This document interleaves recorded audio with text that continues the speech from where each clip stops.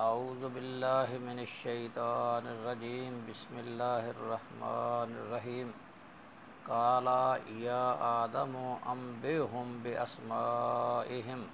فلما انبأہم باسمائہم قال الم اقل لکم انی اعلم غیب السماوات والارض وأعلم ما تبدون وما کنتم تکتمون۔ فرمایا اے آدم ان کو خبر دیجئے ان کے ناموں کی۔ پس جب بتا دیے ان کو ان کے نام قالا فرمایا اللہ تعالیٰ نے الم اقل لکم کیا میں نے تم سے نہیں کہا تھا انی اعلم غیب السماوات والارض بے شک میں جانتا ہوں آسمان و زمین کے غیب کو یعنی چھپی ہوئی چیزوں کو،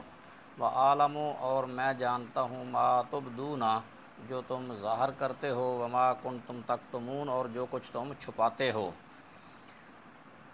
اس آیت میں عزیز طلبہ سیکنڈ ایئر اسلامیات آج کا یہ ہمارا لیکچر آیت نمبر 33 سے شروع ہوا ہے۔ اس آیت سے یہ معلوم ہوا کہ فرشتوں کا علم جو ہے وہ جزوی حیثیت کا ہے اور وہ باوجود مقرب ہونے کے علم غیب نہیں رکھتے۔ حدیث عائشہ رضی اللہ عنہا میں ہے کہ جو شخص یہ گمان کرے کہ حضرت صلی اللہ علیہ وسلم کل کی بات جانتے ہیں تو اس نے اللہ تعالیٰ پر بہت بڑا بہتان باندھا، صحیح مسلم۔ پھر نجومیوں اور کاہنوں کے متعلق یہ اعتقاد کہ وہ غیب کی باتیں جانتے ہیں سری نادانی اور جہالت ہے، اور کوئی غیب کی بات پوچھنے کے لیے کاہن یا نجومی کے پاس جانا اور اس کی تصدیق کرنا کفر ہے۔ وَإِذْ قُلْنَا لِلْمَلَائِكَةِ اسْجُدُوا لِآدَمَ فَسَجَدُوا إِلَّا إِبْلِيسَ أَبَىٰ وَاسْتَكْبَرَ وَكَانَ مِنَ الْكَافِرِينَ، اور جب ہم نے کہا فرشتوں سے کہ سجدہ کرو آدم علیہ السلام کو، فسجدوا پس انہوں نے سجدہ کیا، الا ابلیس ما سوائے شیطان کے، ابا اس نے انکار کر دیا، واستکبر اور تکبر کیا، وکان من الکافرین اور وہ کافروں میں سے تھا۔ تو اس آیت میں اللہ تبارک تعالیٰ نے آدم علیہ السلام کو علم کی وجہ سے فرشتوں پر جو فضیلت دی، اس کے بعد دوسری فضیلت یہ بخشی کہ فرشتوں کو حکم دیا کہ وہ آدم علیہ السلام کو سجدہ کریں۔ تو ابلیس کے متعلق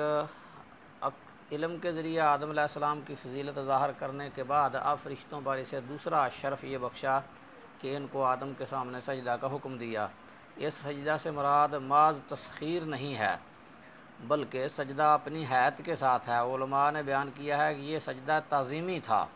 جو پہلی امتوں میں جائز چلا آ رہا تھا، اسلام نے اسے ممنوع اور حرام قرار دیا ہے، ورنہ سجدہ عبادت تو غیر اللہ کے لیے شرک ہے، اللہ تعالیٰ اس کا حکم فرشتوں کو کیسے دے سکتے تھے۔ اور صحابہ اکرام نے حضرت صلی اللہ علیہ وسلم سے اجازت مانگی کہ ہم آپ کو سجدہ کر لیا کریں، تو آپ صلی اللہ علیہ وسلم نے فرمایا اگر میں کسی بشر کو دوسرے بشر کے سامنے سجدہ کرنے کا حکم دیتا تو سب سے پہلے عورت کو حکم دیتا کہ وہ اپنے خاوند کو سجدہ کرے، مگر افسوس ہے کہ جاہل صوفی اور عوام جب مشائخ کی خدمت میں حاضری دیتے ہیں تو ان کو سجدہ انہوں نے اپنا شعار بنا لیا ہے۔ تو علم کے بعد پھر تعظیمی سجدہ کروا کر فرشتوں سے آدم علیہ السلام کو دوسرا شرف اللہ تعالیٰ نے عطا فرمایا، اور پھر فرمایا وَقُلْنَا يَا آدَمُ اسْكُنْ أَنْتَ وَزَوْجُكَ الْجَنَّةَ وَكُلَا مِنْهَا رَغَدًا حَيْثُ شِئْتُمَا، اور ہم نے کہا کہ آدم تو سکونت اختیار کر، وزوجک اور تیری بیوی الجنت بہشت میں، وکلا اور تم دونوں کھاؤ، منہا اس سے راغدن با فراغت،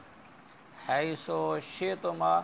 جہاں سے تم دونوں چاہو، ولا تقربا هذه الشجرۃ اور اس درخت کے قریب نہ جانا، فتکون من الظالمین ورنہ ظالموں میں سے ہو جاؤ گے۔ ابلیس کے متعلق اکثر علماء کا خیال یہ ہے کہ وہ فرشتوں میں سے تھا، ابن جریر نے اسی کو ترجیح دی ہے، اور آیت کانا من الجن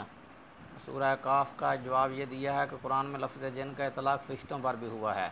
بعض نے لکھا ہے کہ اصل میں تو ابلیس جنوں میں سے تھا مگر بوجہ کثرت عبادت کے فرشتوں میں شمار ہونے لگا تھا، اور اس کا نام عزازیل تھا، پھر بعد میں نافرمانی کی وجہ سے ابلیس کے نام سے موسوم کر دیا گیا، جس کے معنی نا امید کے ہیں۔ اور کانا من الکافرین کے معنی یہ ہیں کہ وہ اللہ کے علم ازلی میں پہلے ہی سے کافر تھا۔ المنار۔ وآخر دعوانا ان الحمد للہ رب العالمین۔